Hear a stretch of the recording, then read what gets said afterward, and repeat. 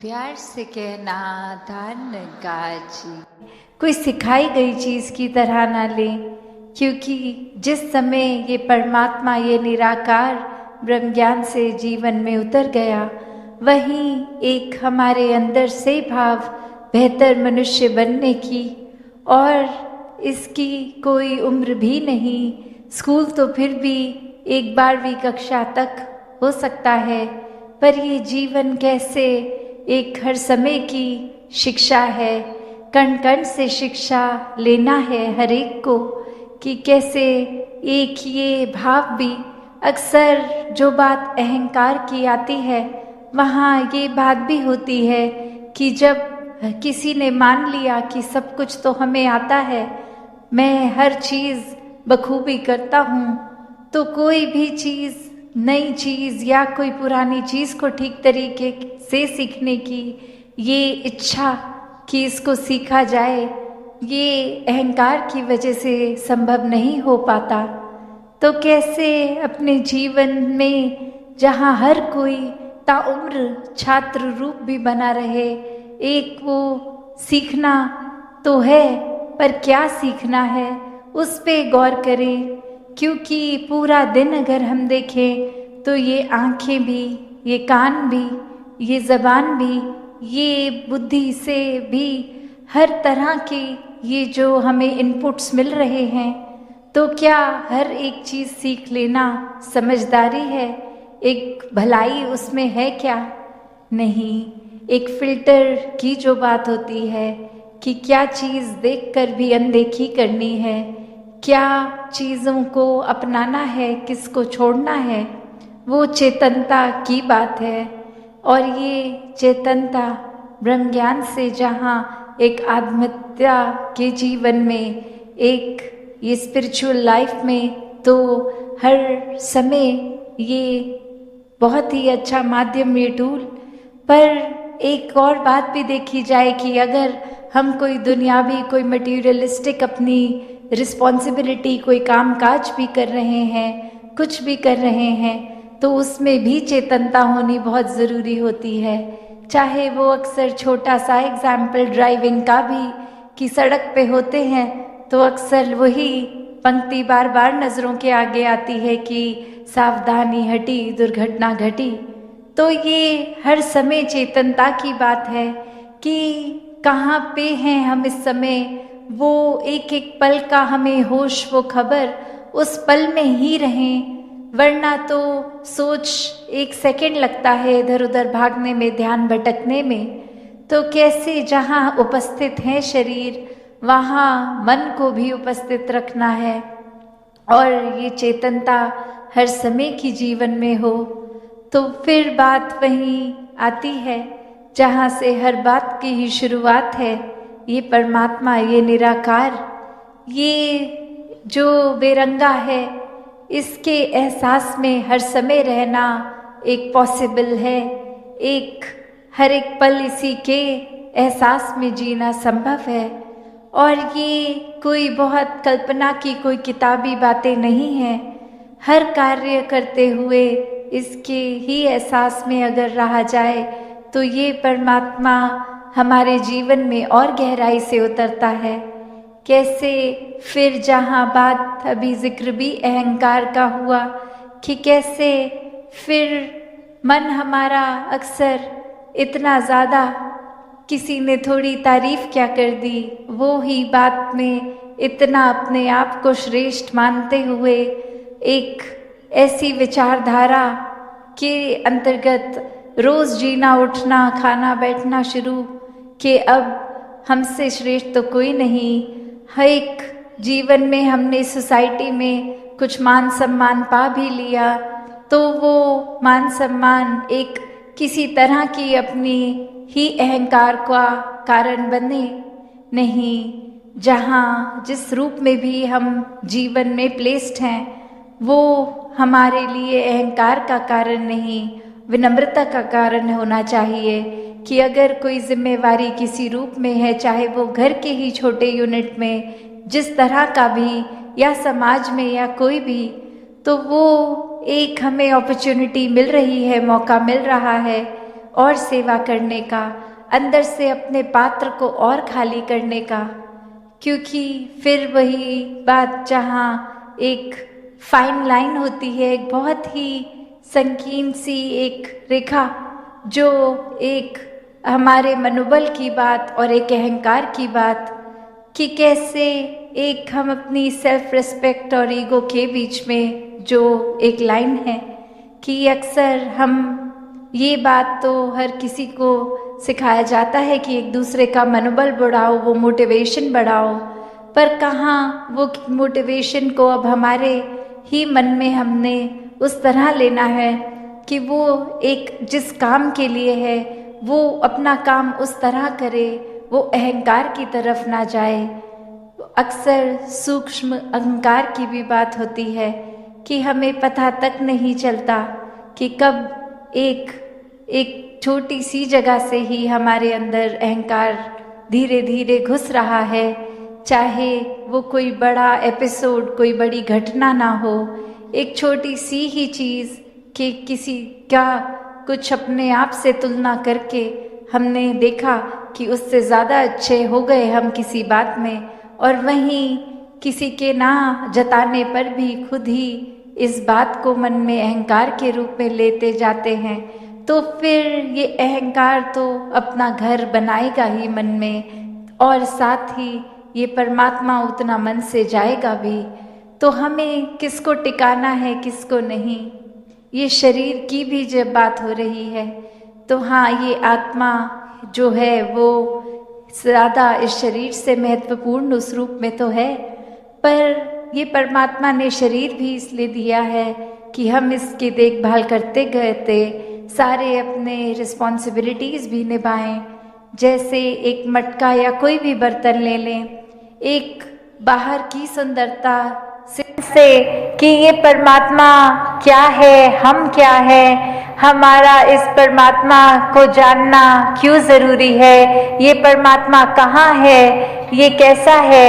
जब वो श्रेणी आ जाती है, उसके बाद जब ब्रह्म ज्ञान की प्राप्ति हो जाती है, तो वो उत्तम ज्ञानी भक्त तो दातार कृपा करे हर एक पे, कि हर कोई सिर्फ वो उस तरह का ही हर समय का ही सेवक बना रहे, हर समय का ही भक्त बना रहे, हर समय का ही ब्रह्म ज्ञानी बना रहे। कुछ समय अपनी सुविधा अनुसार नहीं, 24 घंटे तो दासी और समय ना लेके तो करते हैं, पर उसके ही रंग में रंगे रहेंगे अगर हर समय, तो ये जो असली दात है, जिस तरह ये जगह का नाम भी हमीरपुर है, तो हम अमीर, तो कैसे एक ब्रह्म ज्ञान की दात जब मिल जाती है तो वो सच्ची अमीरी है। नहीं तो संसारिक ये माया ने तो आज टिकना है, कल नहीं टिकना। आज अर्थार्थिक रूप में हम कितने भी एक अमीर हो जाएंगे तो कल कोई स्थिति ऐसी आ सकती है कि वो धन दौलत हमसे छिन जाए। तो अगर ऐसा दुनियावी रूप है तो उतार चढ़ाव तो हर एक के जीवन में आने ही हैं। तो ऐसा संतों में क्या अलग होता है, उनके जीवन में भी दुख सुख आते हैं, पर फर्क यही कि संत हमेशा इस प्रभु परमात्मा को अपने मन में बसाते हैं, तो कुछ समय के लिए नहीं, वो 24 घंटे पूरी जिंदगी के लिए परमात्मा दिल में बस जाता है। और जब ये परमात्मा दिल में होता है तो एक जीवन में कुछ भी घटता है, मन इस परमात्मा पे जो हमेशा एक स्थिर है, परमात्मा अपने स्थान से हिलता नहीं है। बाकी दुनिया की कोई भी चीज़ देख ले, पूरे ब्रह्मांड की, वो हिलता ही रहती है सब। तो कैसे ये परमात्मा, ये स्थिर पे जब हम मन टिका लेते हैं, इस स्थिर के साथ जुड़ के खुद भी स्थिर अवस्था प्राप्त कर लेते हैं, तो दुनियावी रूप पूरे दिनचर्या में कुछ भी होता रहे, मन डगमग नहीं करता। मन समय के और स्थिति के अनुसार बहुत ही अपने मन को डुबाता नहीं है अगर बुरी एक घटना घट जाए, या बहुत ही बावले रूप की तरह खुशी भी नहीं मनाता। क्यों? क्योंकि ये स्थिर के साथ जब जुड़ जाते हैं, मन बहुत ही सहज हो जाता है। फिर एक गोइंग विद द फ्लो वाली बात आ जाती है कि कैसे ये परमात्मा ही जो हर चीज का करता है, जब मन इस पे टिका लिया, एक अपने आप को इसके हवाले कर दिया, तो फिर ये बात कि ये जो भी कर रहा है इसका किया सब पूर्ण, सब परफेक्ट एकदम है, तो फिर एक चिंता मन में उस रूप में नहीं आती। फिर यही बात कि जो ये कर रहा है इसी की रजा में राजी हैं हम, तो फिर एक कुछ भी हमें मन को खट्टा करने वाली बात नहीं लगती। कोई भी स्थिति एक ऐसी नहीं लगती कि ये परमात्मा ने जीवन में क्यों डाल दिया, या ये ऐसे करता परमात्मा तो ज़्यादा बेहतर होता। नहीं, भक्त तो हमेशा यही कहते हैं, तेरा भाना मीठा लागे, कि कैसे एक जीवन में कुछ भी है ये चाहे खट्टा भी है तो भी मीठा लगता है। सिर्फ ये कोई एक एक्टिंग रूप नहीं है, ये भक्तों के मन की अवस्था है। तो अगर ऐसे मन की अवस्था हर कोई चाहता है कि हो, तो वो संभव है सिर्फ और सिर्फ इस ब्रह्म ज्ञान द्वारा। क्योंकि जब ये सच्चाई एक मनुष्य को पता लग जाती है कि हमारा असली जो रूप है वो एक शरीर नहीं है, ये मानव चोला नहीं है, ये आत्मा जो सदैव सिर चोले बदल रही है, इसको जब मोक्ष लेना है तो एक मनुष्य के शरीर से जीते जी ये परमात्मा की जानकारी, ये ब्रह्म का ज्ञान जब मिल जाता है तो ही वो मुक्ति, मोक्ष, साल्वेशन पॉसिबल होती है। और अपने मन में सिर्फ ये जिज्ञासा लाना ही उस समय कि किस तरह हम कहाँ से आए हैं, कहाँ जाना है, और जीते जी किस तरह का जीवन निभाना है। जब ये एक जिज्ञासा लाकर ये ब्रह्म ज्ञान की दात मिल जाती है तो ही जीवन सफल हो जाता है। फिर हर पल एक मन हमारा सिर्फ प्यार ही करता है, किसी से नफरत नहीं करता। ये बात जान लेता है कि जो परमात्मा मेरे शरीर में है वही सामने वाले के भी है, तो फिर किसी से नफरत, निंदा, किसी की पीठ पीछे चुगली नहीं करता। एक बुरे भाव मन में किसी के लिए नहीं आते, हर एक के अच्छे गुण ही ये मन निकालता है। तो ऐसा जीवन जब भक्त जीते हैं तो वाकई ही वो संसार के लिए वरदान बन जाते हैं, और ऐसा ही जीवन हर एक के लिए जीना संभव है। तो क्यों ना अगर हम मनुष्य हैं तो अपने मानवीय गुणों से ही मनुष्य कहलाए, ना कि सिर्फ मनुष्य के आकार का शरीर है इसलिए मनुष्य हों। तो जब आज जैसे बात भी की जाती है कि आज वर्ल्ड एनवायरनमेंट डे है, किस तरह ये प्रकृति को भी, जो इस कादर की कुदरत है, इसको भी हर एक ने जहाँ निखारते चले जाना है। एक हम दिनचर्या में अगर सोचे कि कितना कचरा फैलाते हैं, किस तरह वो वेस्टेज भी ना हो, वो पोल्यूशन भी ना हो, वो एक किस तरह से हम मैनेज अच्छी तरह कर पाए, ताकि जब इस संसार में आए थे तो जितनी खूबसूरत धरती थी, जब इस संसार को छोड़ के जाए तो भी उससे ज़्यादा ही सुंदर इस कुदरत को कर सकें। किस तरह हम अपना बिट, चाहे वो पानी, बिजली इत्यादि, जो भी हम एक अपने नीड के अनुसार बस उतना ही इस्तेमाल करें, उसको फजूल खर्च ना करें।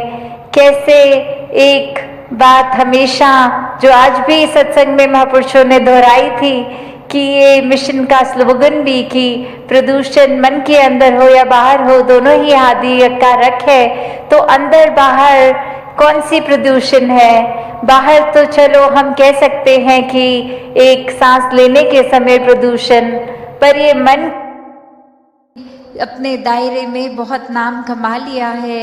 एक हमारा कुछ औहदा, कुछ रिस्पेक्ट बन गई है, एक तरह के हम सेलिब्रिटी बन गए हैं, कुछ 2-4 लोग हमें जान गए हैं। तो ये एक इम्पॉर्टेंट होने का अहंकार या कोई और तरह का अहंकार ये मन में घर कर लेता है।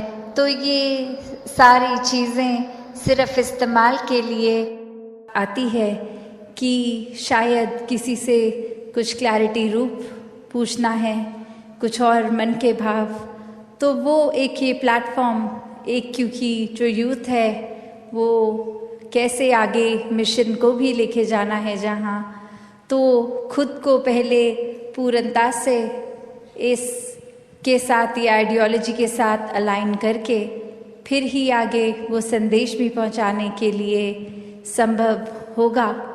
तो वो बात जैसे अभी एड्रेस भी हुआ, वो बात की एक मन की क्लैरिटी हो, पर ऐसा भी नहीं कि सिर्फ सवाल पूछने के लिए पूछा जाए।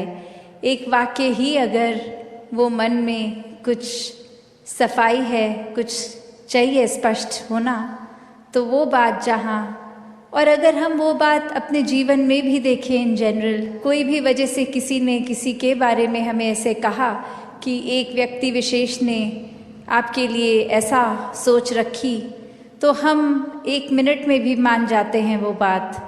फिर हम अपना ओपिनियन उस इंसान के लिए वैसा ही बना लेते हैं कि ये जो बात सुनी है ये ऐसा ही हुआ होगा, और हम कभी उस इंसान से फिर वो सफाई भी नहीं मांगते हैं। हम पूछते तक नहीं हैं कि क्या वाकई ही एज अ फैक्ट आपने ऐसा कहा, और अगर कहा भी तो वो बात उत्पन्न कहाँ से हुई, हम उसके बारे में बात कर लें। पर इंसान की फितरत की उस इंसान से तो बात नहीं करेंगे, उसके पीठ पीछे उसके बारे में औरों से करेंगे। तो इस तरीके के जीवन से एक अपने जीवन का सुधार नहीं हो पाएगा। जैसे एक शायर ने भी बहुत खूबसूरती से लिखा कि गलत फहमियों से भी ख़त्म हो जाते हैं रिश्ते, गलती हमेशा कसूर की नहीं होती। कि अक्सर ये बात ज़रूरी नहीं कि कोई गलती ही हो, एक कसूर अगर किसी का है, एक वजह, वो गलती नहीं, पर वो हमारी ही सोच, हमारी ही परसेप्शन, हमारा ही नज़रिया किसी को गलत देखने के लिए। और फिर एक वही भाव कि अगर हमने किसी को दोषी करार दे ही दिया है, एक हमने डिसीजन बना लिया है, तो फिर चाहे फैक्ट कुछ भी हो हमारी नज़र में, तो वो इंसान दोष के लायक ही है। हमने खुद ही उस इंसान को अपनी नज़र से गिरा लिया, चाहे उसने कुछ ऐसा किया हो ना किया हो। उस टाइम हम अपने दिमाग को, इस चेतनता को, ये रैशनल को भी नहीं एक सामने रखते, बस हमने सोच लिया तो हकीकत ही बन गई वो हमारी। तो अक्सर संसार में इंसान अपने बहुत सारे ऐसे सत्य बना लेता है, तो कैसे वो सच्चाई हमने सोच ली, वो कल्पना कर ली, तो वो एक हमारा ही नज़रिया, वो माय वे और द हाईवे वाली बात कि जो मेरे सोच है वही सही है, औरों की राय मैटर नहीं करती, औरों का तरीका मैटर नहीं करता। तो ऐसी सोच अगर है तो हमारी ग्रोथ कहाँ है उसमें? एक जीवन को फिर हमने इतना ही अपने आप, अपनी ईगो से भर लिया, अपनी सोच से, अपने माइंडसेट को ही एक सही मानकर। तो कैसे इस जीवन में जब जिएंगे तो वो माया रूप यहाँ पे हावी होगा, क्योंकि when we are so full of ourselves, तो हम लर्निंग कहाँ से करेंगे, जबकि इस निराकार, इस दातार ने तो हर जगह इस कण कण से शिक्षा लेने का एक रूप दिया है। बस हमें वो रिसेप्टर बनना है कि ये हर जगह से जो शिक्षा मिल रही है उसको कैसे चैनलाइज किया जाए। तो ऐसा जो कर लेते हैं वो एक भक्ति हर समय की करते हैं, क्योंकि जब इस परमात्मा को जानकर, इसमें विश्वास करके, इसको हर समय अपने आसपास देखकर, फिर चाहे किसी ने कुछ भी कहा हो, तो ये भक्तों का जीवन तो डार्केस्ट क्लाउड में सिल्वर लाइनिंग भी देख लेता है। एक बिना गुण की चीज़ में से भी गुण निकाल लेते हैं। तो फिर जहाँ एक स्वाभाविक गुण बह रहे हैं, वहाँ से तो भक्त कितने ही अनेकों गुण निकाल लेंगे। तो ऐसा जीवन हमारा एक हो जाए, ताकि हर तरफ से जो शिक्षाएं हैं वही मिलें। वरना तो एक अगर अक्सर ऐसे भी जो उदाहरण देखने को मिलते हैं कि हमारी सोच, इसने तो कभी ख़त्म नहीं होना, हमारी इच्छाओं ने भी कभी ख़त्म नहीं होना, एक वो सेटिस्फैक्शन, एक कंटेंटमेंट की बात, ये तो माया का ही रूप। क्योंकि अक्सर हम ये भी सोच लेते हैं कि माया सिर्फ एक मटीरियलिस्टिक चीज़ है, माया सिर्फ जो आँख देख सकती है वही है, चाहे वो एक घर हो, पैसा हो, एक और चीज़ें। पर अक्सर ये जो सूक्ष्म रूप की माया है, जो एक ये सोच में भी आ जाती है, क्योंकि इस परमात्मा को इस पल में देखना है, इसको ये लिविंग इन द मोमेंट वाली बात। तो ऐसे बात पे ये जो इस पल में इस परमात्मा के एहसास में रहना, वो ही एक एहसास है। वरना तो ये सिर्फ माया रूप चीज़ों, वस्तुओं, रिश्तों से ऊपर ये सोच में भी आ जाती है। तो कैसे एक ये वही बात हो गई, जैसे एक कहानी भी है कि एक इंसान, उसको एक थोड़े से कुछ लोग मिले और आगे वो इंसान सारे जा रहे हैं, कहीं रास्ता ख़राब है, तो वो एक डिसीजन बनाते हैं कि will go ahead as a group, ताकि कोई बात है भी तो इकट्ठे कोई वो रास्ता आराम से निकल जाएगा। और फिर वहीं वो बातें चल रही हैं जहाँ हर कोई अपने जीवन के बारे में बता रहा है, अपने डिज़ायर्स, अपने गोल्स। एक इंसान उनमें से जो बहुत ही सूझवान, संतमति वाला, उसको एक कुआं दिखता है और वहाँ एक बाल्टी जिसमें से वो उस कुएं में से पानी निकाल सकते हैं, पर वो देखता है कि ये बाल्टी का बेस तो टूटा हुआ है, तो एक वो बॉटमलेस बाल्टी हो गई। तो वो इंसान वहाँ रुककर प्रिटेंडिंग टू बी थर्स्टी, वो उसकी प्यास बुझाने के लिए पहले उस बाल्टी में से जब पानी निकालता है, तो जब तक तो वो बाल्टी पानी के अंदर है वो भरी हुई दिखती है, पर जैसे ही वो वाटर के सरफेस से ऊपर उठा ली गई, अब उसमें पानी कहाँ टिकना था। पर वो बार बार ये कर रहा है और बाकी के लोग देख रहे हैं कि ऐसा क्यों किया जा रहा है। और वो कह रहा है कि नहीं, अब मैंने ये ठान ली है बात कि जब तक ये बाल्टी को भर के मैं इसमें से पानी नहीं निकालूंगा तब तक घर नहीं जाऊंगा। तो अब ये फूलिशनेस साउंड कर रही है बाकी आसपास वालों को, और वो कह रहे हैं कि ये पॉसिबल ही नहीं है, आपने ऐसा एक गोल क्यों बनाया है जो अचीव ही नहीं हो सकता। तो और ऐसा करोगे तो हम सब तो आगे निकलेंगे, आप अकेले ही यहाँ रह जाओगे। तो बात वो समझाने की उनको फिर यही कहता है कि शुक्र है you bought this point up, क्योंकि हम सबको पता है ये बॉटमलेस बकेट है, इसको भरा नहीं जा सकता। तो हमारी सोच, हमारा मन भी ऐसा ही बॉटमलेस है, ये डिज़ायर्स भी आएंगे, ये एक इच्छा की पूर्ति होने के बाद दूसरी ने भी आना है। तो हमें एक, अगर हम उस भरोसे रहेंगे कि एक एक चीज़ आती रहे, उसको चेकलिस्ट में हम टिक करते रहेंगे, तो हमारे ये मन में और चीज़ें आनी एक बंद हो जाएंगी। ऐसा नहीं है, चीज़ों ने तो आते रहना है, ख्यालों ने तो आते रहना है। तो एक अगर हम इसी के पीछे भागते रह जाएंगे तो फिर एक जीवन कब जिएंगे। एक सेटिस्फैक्शन, कंटेंटमेंट की बात, ये सहज रूप में बहने की बात, ये स्थिरता की बात यहाँ आती है कि कैसे एक अपने चैनलाइज करने की बात की, ये जो चीज़ है अगर हमारे लिए ज़रूरी है, वो कितनी ज़रूरी है उसको तो किया जाए, पर अंधाधुंध एक उस दौड़ में ना लगा जाए, वो रैट रेस में ना लगा जाए।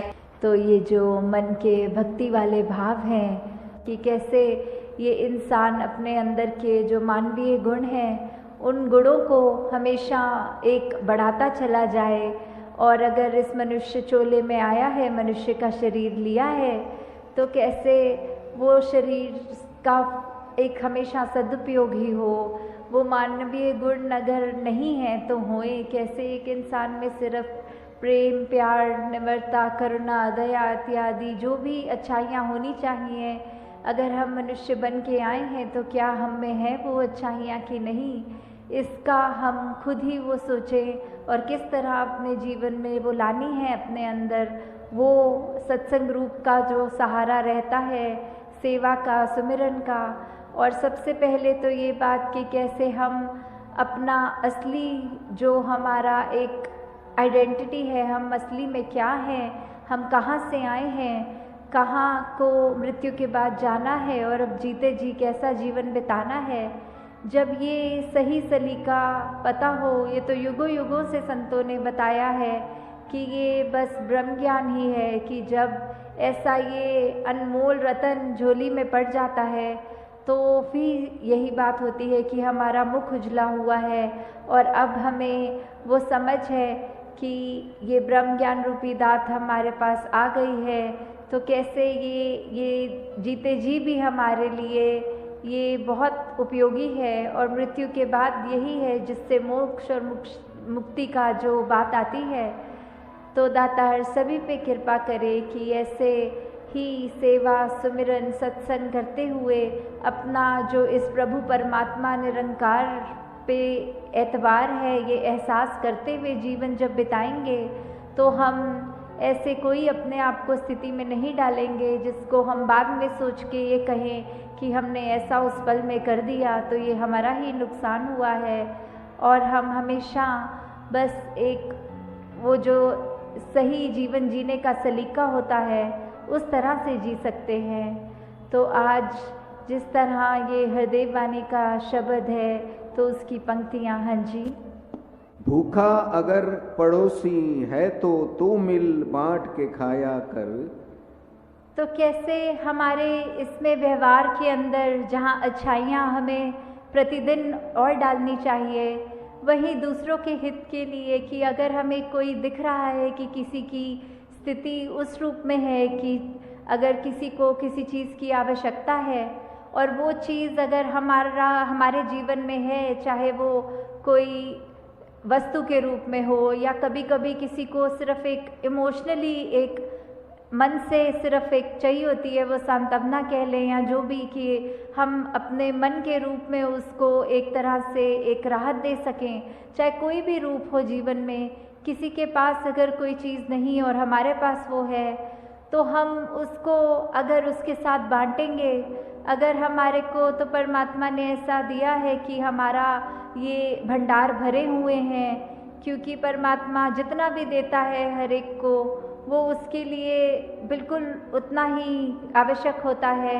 ये इसी में ही भक्तों ने शुरू से ही अभी तक भी ये शुक्राना किया है कि दातार तूने जो दिया बहुत अच्छा दिया, जो जीवन मेरे लिए बनाया वो बहुत सुंदर बनाया। उसमें फिर अगर चाहे खुद की शरीर की पीड़ा, आर्थिक प्रॉब्लम्स, कुछ भी ऐसा हो, उसमें भी भक्त तो सिर्फ शुक्राना करते हैं कि क्या पता इससे भी बुरा होना हो, प्रभु तूने तो बचा लिया, तूने तो जीवन बहुत ही संवार के आसान कर दिया है।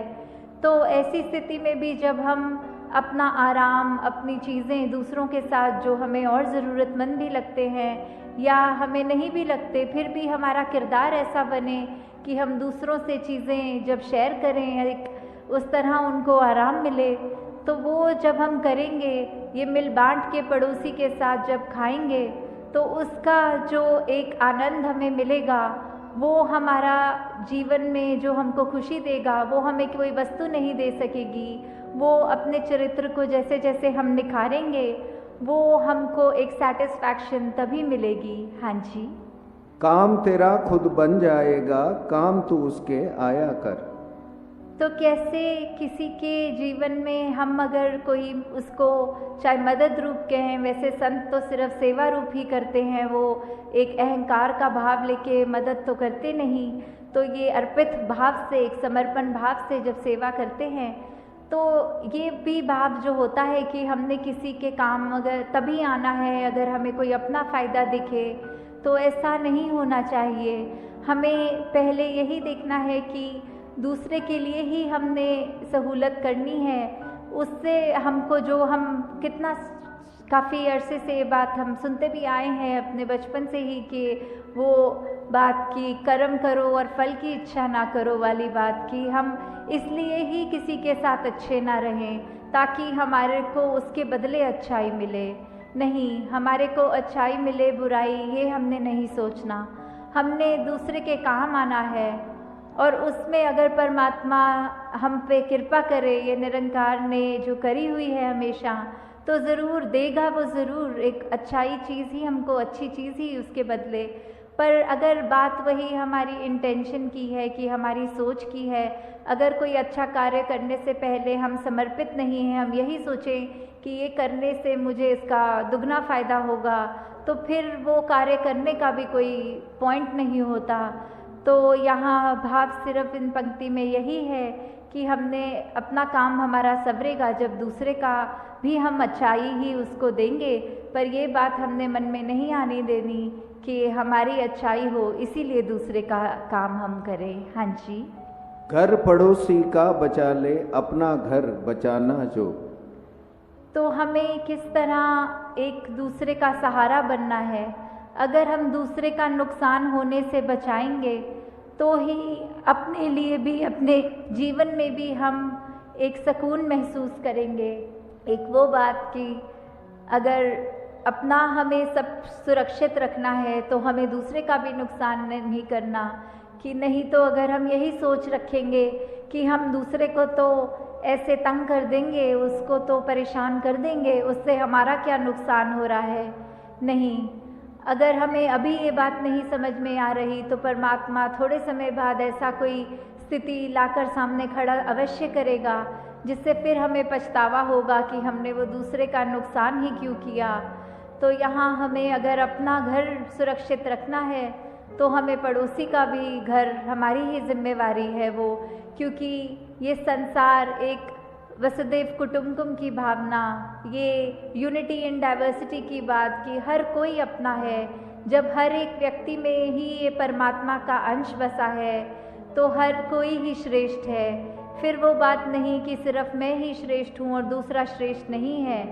चाहे वो किसी भी जाति का हो, किसी भी देश में रहता हो, कोई भी कल्चर हो, खान पान का तरीका, मेरे से दूसरे का स्वभाव चाहे कितना भी अलग हो तो भी वो उतना ही श्रेष्ठ है, मेरे जितना ही वो। बल्कि हर एक को ये भाव रखने हैं कि दूसरे तो हमसे ज़्यादा श्रेष्ठ हैं, हमारे अंदर तो कोई लाकत नहीं, कोई ऐसे कर्म नहीं, और बाकी सब में इतने सुंदर कर्म, इतना सुंदर जीवन जीते हैं सब। तो वही बात आ जाती है कि हमने एक दुनिया के लिए एक वरदान बनना है और कैसे हमने हर एक के लिए कुछ भी करने के लिए अपना जीवन ऐसा ही बनाना है जो एक परोपकारी जीवन हमारा अपना बन जाए। हाँ जी। सुख हर देव उसे देता जा, सुख तूने है पाना जो। तो कैसे हमें सुख को एक अपने जीवन में लाना है और उसको लाने का तरीका, शुरुआत उसकी हमारी अपनी होनी चाहिए। कोई परिस्थिति हमको कभी सुखी नहीं करेगी। किसी भी परिस्थिति में सुखी होना हम पे डिपेंड करता है, वो चॉइस हमारी है। अगर आधा ग्लास पानी एक व्यक्ति के पास है और दूसरे का एक नाशुक्रा हो सकता है बोल के कि ये काफ़ी नहीं है, मुझे तो पूरा पीना था और परमात्मा ने सिर्फ आधा ग्लास ही दिया, और कहाँ दूसरा व्यक्ति उसी आधे ग्लास में कह रहा है शुक्र है परमात्मा तूने इतना तो दिया, वरना मेरे होठ तो बिल्कुल पानी की एक बूंद को भी तरस रहे थे। तो हमने अपने जीवन में क्या करना है, किस तरह की सोच रखनी है। शुरुआत एक अच्छाई की हमने करनी है तो किसी दूसरे ने नहीं हमारे अंदर आके वो बदलाव करने हैं। जब हम एक सत्य के साथ जुड़ जाते हैं, जब ये ब्रह्म ज्ञान रूपी दात हमारे जीवन में आ जाती है, जब हम वो सच्चाई पहचान लेते हैं कि क्या हमारे जीवन में है जो हमारे जीवन को एक रोशनी में ही रखता है, किस तरह हमने जीवन को जीना है और क्या है जो हमारी असली पहचान है। क्योंकि शरीरों ने तो हमारे शरीर कितनी योनियों से अगर निकल के आए हैं, तो कभी जानवर कभी कुछ बनकर, अब जब मनुष्य में बनकर आए हैं तो अभी वो चांस है, वो सुनहरा मौका है हमारे पास कि हम ये प्रभु परमात्मा की पहचान कर सकते हैं। और एक वो पहचान जब हो जाती है तो निश्चित रूप से ही हमने जहाँ अपना तो जीवन सफल करना है, हमने एक संसार के लिए भी एक पॉजिटिव योगदान देते हुए एक सिर्फ और सिर्फ अच्छाई की बात मन में रख के हर एक के दिलों तक एक महक अपने जीवन में खुद जब हो, तो फिर वो फूल जैसे होता है तो फूल को कहना नहीं पड़ता मैं फूल हूँ। उसकी खुशबू, उसकी मासूमियत, उसकी ये नाजुक जो क्वालिटीज़ हैं उसके अंदर, वो जब कोई भी आसपास से गुजरेगा वो तो सूंघता हुआ खुद ही पहचान लेगा यहाँ आसपास कोई फूल है। तो हमने अपने जीवन में ही इतनी खूबसूरती रखनी है कि फिर वो जीवन हमारा खुद तो हम सफल करेंगे और हर एक का उसी के साथ और भी एक उनके जीवन में भी एक वो इम्पैक्ट एक पॉजिटिव दे पाएंगे। तो दातार सभी पे कृपा करे कि हर एक का जीवन ऐसा बन जाए कि एक संतों ने जो चाहा है सदियों से कि हर एक मनुष्य किस तरह का जीवन जिए, किस तरह की सोच रखे, मन में हर पल हर व्यक्ति के क्या भाव होने चाहिए, इस परमात्मा के साथ किस तरह अपनी लिव जोड़कर जब एक एक सांस में परमात्मा बस जाता है रोम रोम में, तो फिर हमारा जीवन उस अनुसार जब चलता है तो ही एक सफल जिंदगानी बनती है। सात संगत जी प्यार से कहना धन्य। सात संगत जी प्यार से कहना धन्य निरंकार जी। सात संगत जी विश्वास किसी पर इतना करो कि वो तुम्हारे साथ छल करते समय खुद को दोषी समझे, और प्रेम इतना किया कि उसके मन में सदैव तुम्हें खोने का डर बना रहे। सात संगत जी गुरु की शिक्षा से जीवन की चाल सहज हो जाएगी, कहे हरदेव पास कभी भी कठिनाई ना आएगी। हमें ये कभी नहीं सोचना चाहिए कि जब कोई भी सहारा नहीं होगा तभी निरंकार का सहारा लेगी, बल्कि पहला सहारा ही निरंकार का सहारा होना चाहिए। सात संगत जी आशीर्वाद एक ऐसी शक्ति है जो आपकी तरक्की के सारे रास्ते खोल देती है, इसलिए आशीर्वाद लेते रहे, चाहे अपनों से चाहे परायों से, और देना पड़े तो देते रहे, मांगने वाला अपना हो या पराया।